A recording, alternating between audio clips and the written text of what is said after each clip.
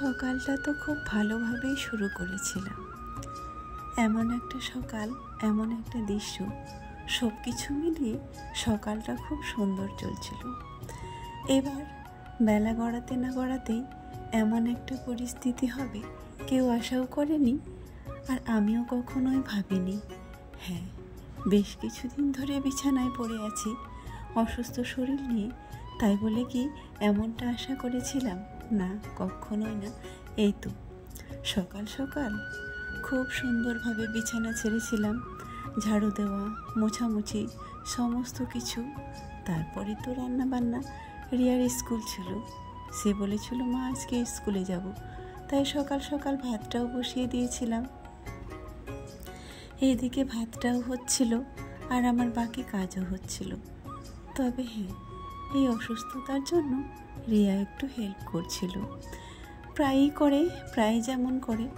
আমি যদিও একটু ভালো লেগেছিল সকাল সকাল, তারপরে আমি ভাবলাম এই 2-3 দিন যেন মোছামুছি হয়নি, তাহলে একটু মোছামুছি করি ঘরদোরগুলো। তারপরে ছিল কিছু কাছাকাছি। বিশ্বাস করো তোমরা, সমস্ত কিছু গুছিয়ে করেছিলাম, সব কিছুই ভালো ছিল। লোকে যে বলে যার শুরুটা ভালো হয় তার শেষটাও ভালো হয়, একেবারে এটা ভুল কথা। কিছু মাছও ছিল, সেগুলো রিয়া ভেজে নিচ্ছিল, ভেজে রান্নাও করেছিল মনে হয়। তারপরে আর ততটা মনে পড়ছে না এই মুহূর্তে, যদিও মাথাটা ঠিক নেই।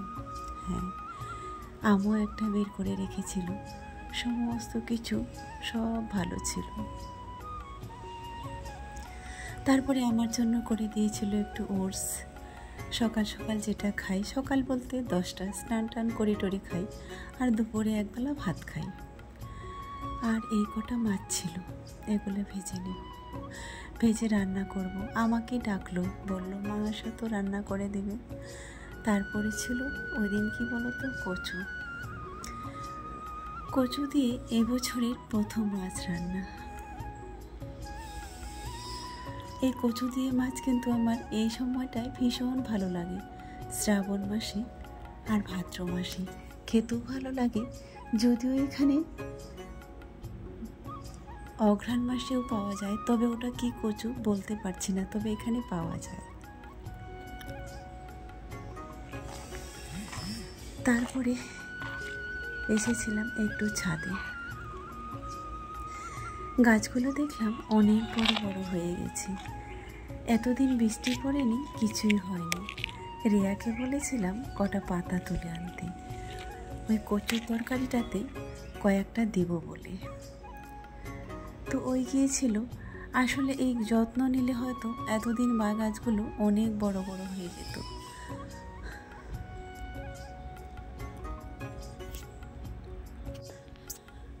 তারপরে রান্নাবান্না সমস্ত কিছু ভালোই ছিল, সব কিছু খাওয়া দাওয়া।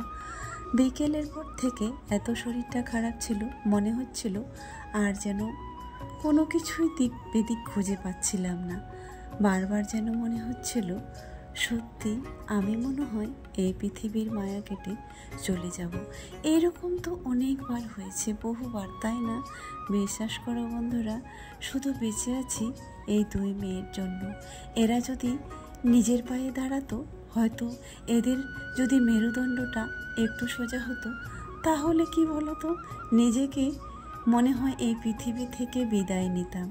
আমার পক্ষে এত কিছু সামলানো যেন সম্ভব হয়ে উঠছিল না। তোমরা মোটামুটি কম বেশি সবাই জানো কিভাবে একান্তে জীবনটা চলে, আর সব কিছু কীভাবে একাতে সামলানো হয়। তার মধ্যে এর আগে বলেছিলাম গ্রামের জীবন আর শহরের জীবন, দুটোর মধ্যে কিন্তু অনেকটাই পার্থক্য আছে। 2 মেয়েকে নিয়ে শহরে বসবাস, তার মধ্যে ওদের পড়াশোনা, ওদেরকে টিউশন নিয়ে যাওয়া আসা, সমস্ত কিছু মিলিয়ে, আর তার মধ্যে আমার এই অসুস্থতা, মরণব্যাধি একটা রোগ বাসা বেঁধেছে, যেটা না হয় কখনো ছেড়ে যায় না ছাড়াতে পারি। সত্যি এটার জন্য জীবনটা যেন তিলে তিলে শেষ হয়ে যাচ্ছে। তারপরে আমার যেন মনে হচ্ছে তিলে তিলে শেষ হওয়ার থেকে যেন নিজেকে শেষ করে দেওয়াটাই সব থেকে বেটার। কেন আজকে এই কথাগুলো বলছি বলো তো? মোটামুটি হয়ে গেল অনেক দিন। এখনো পর্যন্ত কোনো সুস্থতাই হতে পারছি না, সুস্থ হওয়ার কোনো রাস্তাই দেখছি না। তার মধ্যে কখন কখন যেন নিজেই যে কখন জ্ঞান হারিয়ে ফেলি, কখন যে সুস্থ হই, কখন যে জ্ঞান ফেরে, সব মিলিয়ে যেন আমার কাছে ঘোলাটে হয়ে আছি। তখনই তো যখন সব কিছু গুছিয়ে নিলাম, তারপরে রান্নাঘরে রিয়াই রান্না করছিল, একটু পরে এসে শুয়ে গেলাম। তারপরে আর জ্ঞান ছিল না, বলতেই পারবো না কি হলো না হলো। সত্যি এইরকম শতবার মরেও যেন মরতেও পারি না। কারণ কি বলতো, মরার পরেও যেন আমার মনে হচ্ছে আমার জন্য তো দুজন আছে, আমার ভরসায় তো তারা আছে, তাই না? হ্যাঁ, আমরা মায়েরা এমনই।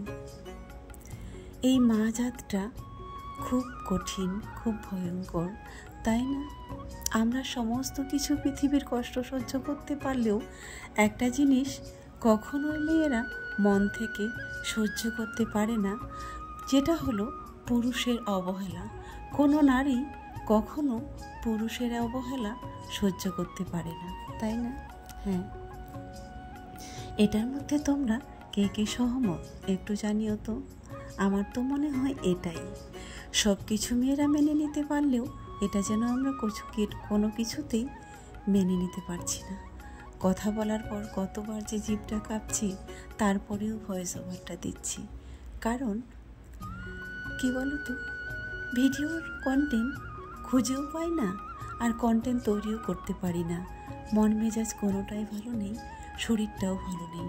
শরীরটা ভালো থাকলে আর মনটা ভালো থাকলে যাই হোক ক্যামেরাটা অন্তত হাতে নিতে পারি, আর না থাকলে কিন্তু সেটাও নিতে পারি না। আজ ভিডিও দিচ্ছি তো কাল নেই, হয়তো এমন করতে করতে আমি সোশ্যাল মিডিয়া থেকে একেবারেই সরে যাব, আর হয়তো তোমরা কখনো এই মুখ দেখতে পাবে না। এটাও তো হতে পারে, তাই না? হ্যাঁ, এটাই হবে। তো চলো, সমস্ত কিছু কমপ্লিট, রান্না বান্না, এবারে হচ্ছে খাওয়া দাওয়ার পালা। আর এই কাঁঠালের বীজ ভর্তাটা আমার খুব ফেভারিট। আমি যদিও কাঁঠাল খাই না, তবে কাঁঠালের বীজটা কিন্তু খুব আমার পছন্দ হয়। এই কটা দিন যেন ওই রান্না করে খাওয়াচ্ছি, তারপরেও তো বিছানা থেকে তুলে নিয়ে আসছি খাওয়ার জন্য। বলে মা খাবার তৈরি হয়ে গেছে, চলো খাবার খেতে যাবে। চুপ করে বসে এসে ছোট বাচ্চাদের মতো শুধু চুপচাপ এসে বসে থাকি, আর মনে মনে ভাবি এই কবে যে সুস্থ হব। অবহেলা আর অসুস্থতা দুটোটাই যেন একই সমান। আসলে আমি মানাতে আর মানতে যেন সেই জীবনের শেষ পর্যায়ে এসে পড়েছি। জানি না আর মাত্র কতটুকু সময় আছে, এটাই বা কখন শেষ হবে। কালকের একটু এই যে প্যালকা শাক ছিল, ওটা দিয়ে আমি খাবো, আর এরা খাবে মাছ দিয়ে। আর কাঁঠালের বীজ ভর্তাটা ওরা খুব একটা পছন্দ করে না, খায়ও নি। ওদের জন্য করেছি আলুর ভর্তা, আর আমার জন্য কাঁঠালের বীজ আর কলার। তো চলো, এবারে হচ্ছে খাওয়া দাওয়ার পালা, এবার খেতে যাই চলো।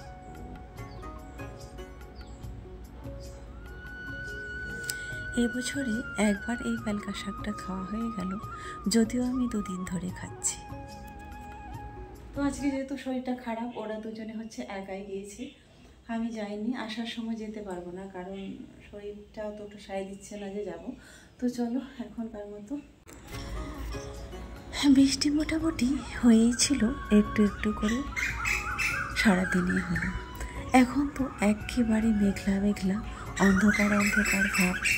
তারপরে একটু এসেছিলাম এখানে বিকালবেলা বসতে, আর পাখিগুলো যখন কিচিরমিচির করে এদিক থেকে সেদিকে যায়, এই দৃশ্যটা দেখে আমার অপূর্ব লাগে।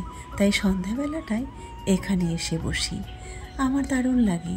এই প্রকৃতি দেখতে দেখতে নিজেকে যেন এই প্রকৃতির মাঝে হারিয়ে ফেলি, তাহলে তো আমি একটু ডিপ্রেশন থেকে মুক্ত হতে পারবো, এটা মনে হয়। কিন্তু না, বারবার যেন আমাকে করে খাচ্ছে, নিজেকে যে জায়গাটা থেকে সরিয়ে আনতে পারছি না।